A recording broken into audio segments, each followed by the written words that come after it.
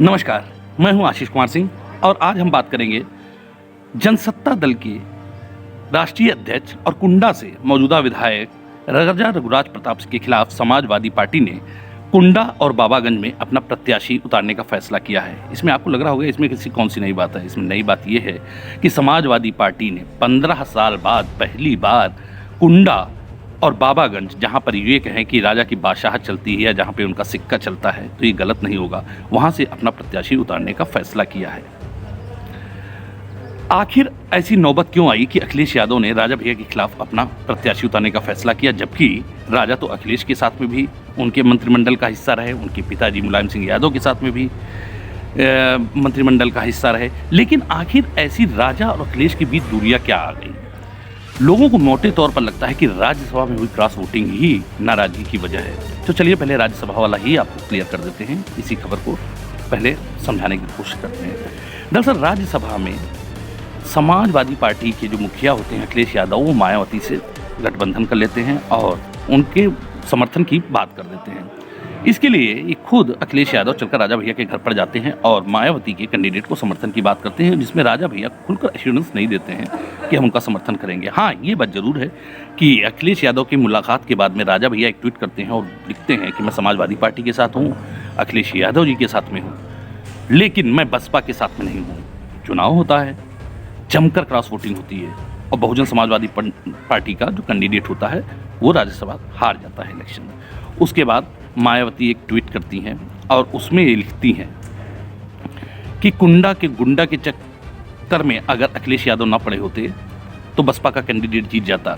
बहरहाल अखिलेश यादव को धन्यवाद, लेकिन वो भी राजनीति में नए हैं इसलिए उनसे धोखा हो गया। इस बीच जब वो कैंडिडेट हारा होता है तो अखिलेश यादव भी एक ट्वीट करते हैं और राजा को धन्यवाद करते हैं, लेकिन वो ट्वीट थोड़ी देर में हटा लेते हैं। इसके अगले ही दिन जो भारतीय जनता पार्टी का कैंडिडेट जीतता है अनिल जैन, वो राजा के प्रति धन्यवाद करते हुए एक ट्वीट करते हैं और बोलते हैं कि बिना आपके समर्थन के हमारी जीत संभव नहीं थी। लोग बोलते हैं कि यहीं से अखिलेश यादव और राजा के बीच में दूरियां बढ़ना शुरू हो गई थी, लेकिन ऐसी बात नहीं है। दरअसल अगर राजा भैया को बसपा का ही समर्थन करना होता तो उस समय वो बसपा की सरकार क्यों गिरवाते, जिसकी वजह से उनको पोटा लगाकर अंदर भेजा गया। 20 महीने तक वो जेल में रहे, उनके पिताजी भी जेल में रहे, तब तो उन्होंने मायावती का समर्थन किया नहीं था।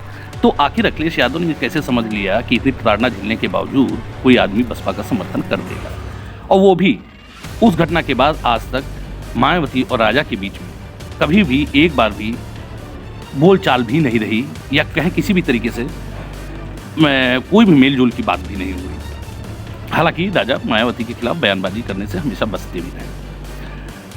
बात आती है 2003 की। असली जो अखिलेश यादव और इनके बीच में दूरियां बढ़ना शुरू हुई, उसकी असली खबर मैं आपको अंदर की बात बताता हूँ। 2003 की बात आती है, मुलायम सिंह यादव को लगता है सरकार बनानी होती है और राजा के समर्थन के बगैर तो सरकार नहीं बन सकती होती है। खैर मुलायम सिंह यादव की सरकार बनती है। राजा भैया कोटा के तहत जेल में थे, मुलायम सिंह यादव उनको जेल से बाहर निकालते हैं और सारे केस वापस लेते हैं। जो उनकी संपत्तियां सीज कर दी गई होती हैं उनको वापस करवा देते हैं। कुल मिलाकर उस समय मुलायम सिंह यादव राजा के ऊपर बहुत मेहरबान रहते हैं और जितनी मदद हो सकती है उससे कहीं भी आगे बढ़कर मदद करते हैं। लेकिन यहाँ पे याद रखना होगा, ये एक वो दौर था जब राजा भैया की लोकप्रियता चरम पर थी।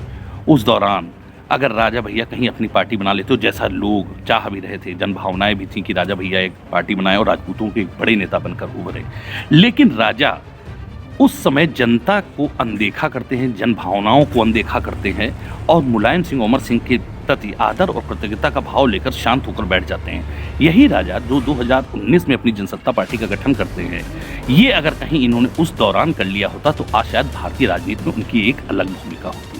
बहरहाल उसके बाद में राजा का कद बढ़ता जाता है और मुलायम सिंह के दिल में राजा के प्रति अगाध प्रेम रहता है।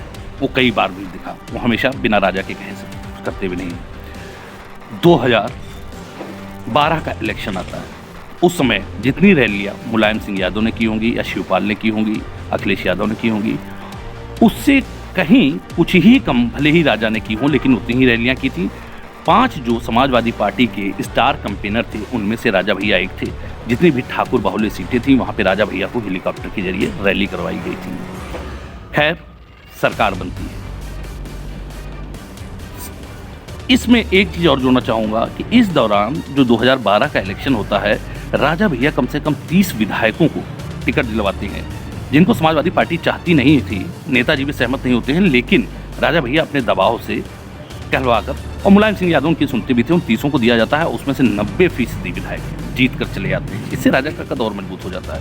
बहरहाल 2012 में जब समाजवादी पार्टी की जीत होती है तो मुलायम सिंह अचानक अपने बेटे अखिलेश यादव को गद्दी सौंप देते हैं। अखिलेश यादव ये उस समय सोच रहे होते हैं कि भाई इनके संबंध हमारे पिताजी से हैं, हमारे चाचा से हैं।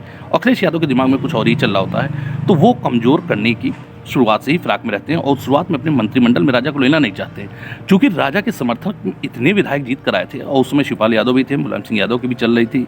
तो अखिलेश यादव न चाहते हुए राजा को मंत्रिमंडल में लेते हैं और खाद्य रसद और कारागार 2 विभाग दे देते हैं। खैर बातें चलती रहती हैं। बाद में जिस तरीके से शिवपाल को बाहर किया जाता है, पार्टी अखिलेश यादव मुलायम सिंह को हटा देते हैं, कुछ ही राष्ट्रीय अध्यक्ष बन जाते हैं। उस दौरान फिर अखिलेश यादव की नई नई टीम बनती है। एक मुलायम सिंह के भतीजे हैं, बदायूं से सांसद थे, धर्मेंद्र यादव।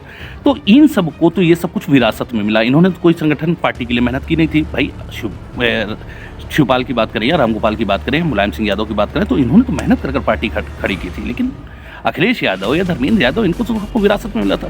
फिर इनको ये लगने लगा अखिलेश यादव की कोई बात भी होती है सीधे नेताजी के पास ही में राजा भैया चले जाते हैं, उनसे बात करने की जहमत नहीं उठाते हैं। उसके अलावा उनके चाचा से भी बड़े करीबी संबंध हैं। और आखिर ये निर्दलीय है तो इनको इतना महत्व क्यों मिलता है? निर्दलीय होने के बावजूद हर बार ये कैबिनेट मंत्री बना दिए जाते हैं, तो आखिर इनको ऐसा क्या है, इनका क्यों इतना महत्व दिया जाए? ये सब कुछ सोचकर ये लोग राजा का कद कम करने की कोशिश करते हैं। उसी दौरान एक घटना हो जाती है, कुंडा में डिप्टी एसपी जियाउल हक मार दिए जाते हैं। उस समय आजम खान अखिलेश यादव के करीबी होते हैं। आजम खान कहते हैं कि अगर कुंडा का मामला है तो राजा का हाथ होगा ही। अखिलेश यादव साथ नहीं देते हैं। सीबीआई जांच होती है, राजा मंत्री पद छोड़ देते हैं, लेकिन सीबीआई जांच में जब कुछ नहीं मिलता है तो राजा को जब क्लीन चिट मिल जाती है तो एक बार अखिलेश यादव मंत्री बना लेते हैं, लेकिन फिर उनसे एक विभाग उनका छीनकर एक तरीके से पर कतरने का या राजनीतिक कद कम करने की कोशिश करते हैं। राजा भैया भी समझ गए थे कि अब यहाँ से इनके लिए आसान नहीं है इनके साथ अखिलेश यादव के साथ चलना। बहरहाल 2017 आता है। फिर योगी आदित्यनाथ की सरकार बनती है। योगी आदित्यनाथ उस समय इलेक्शन नहीं लड़े होते हैं। समाजवादी पार्टी के एक एमएलसी थे 2004 से, जिनको समाजवादी पार्टी बनाती ला रही थी यशवंत सिंह राजा भैया के भी बड़े करीबी होते हैं। वो योगी के लिए 2016 में जो अपनी सीट जीती होती है, जो 5 साल उनका पूरा कार्यकाल बाकी होता है, वो योगी के समर्थन में अपनी एमएलसी सीट छोड़ देते हैं और योगी उसको चुने जाते हैं। ये बात अखिलेश को काफ़ी नागवार गुजरती है।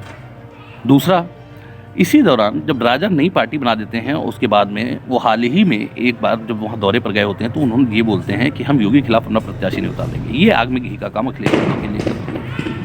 बहरहाल यशवंत को किसी के कहने पर ही उन्होंने छोड़ी होगी। यशवंत फिर से बीजेपी से एमएलसी बना दिए जाते हैं। राजा भैया उधर बोल देते हैं कि उनकी पार्टी मुख्यमंत्री के खिलाफ नहीं खड़ा करेगी। ये सब बातें अखिलेश को चुभ रही होती हैं। अखिलेश को लगातार ये लगता है कि इनका राजनीतिक कद इतना क्यों है, चाहे भाजपा हो या कोई भी दल हो। राजा भाजपा के साथ में भी कैबिनेट मंत्री रहे, समाजवादी पार्टी के साथ में भी रहे, हाँ मायावती के साथ बीएसपी वो कभी नहीं गए। तो इनको ये चीज़ लगने लगती है कि ये तो निर्दलीय रहते हैं, किसी पार्टी से इलेक्शन में नहीं लगते हैं, तो आखिर इनका इतना बड़ा कद क्यों? तो अखिलेश यादव के अंदर जो यही नाराज़गी थी, उसी नाराज़गी का भी रूप देखने में आ रहा है कि उन्होंने कुंडा और बाबागंज से समाजवादी पार्टी को उतारने का फैसला किया है।